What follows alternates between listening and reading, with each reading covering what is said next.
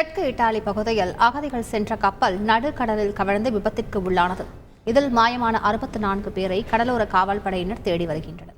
துருக்கியிலிருந்து 8 நாட்களுக்கு முன் புறப்பட்ட அகதிகள் கப்பல் ஒன்று மத்திய தரைக்கடல் தீப்பிடித்து கவிழ்ந்தது. இந்த விபத்து இத்தாலியன் கலாப்ரியன் கிழக்கே சுமார் 200 கிலோமீட்டர் தொலைவில் நடந்ததாக கூறப்படுகின்றது. இதில் 64 பேர் கடலில் காணாமல் போயிருக்கின்றனர். 11 பேர் மீட்கப்பட்டுள்ளதாகவும் இத்தாலிய கடலோர காவல்படை தெரிவித்திருக்கிறது.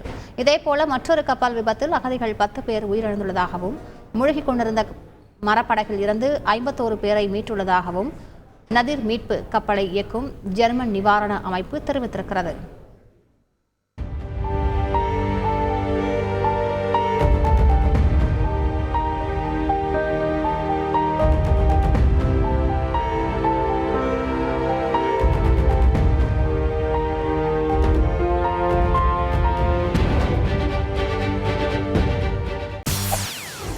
செய்திகளை உடனுக்குடன் தெரிந்து கொள்ள உடனே சப்ஸ்கிரைப் பண்ணுங்க.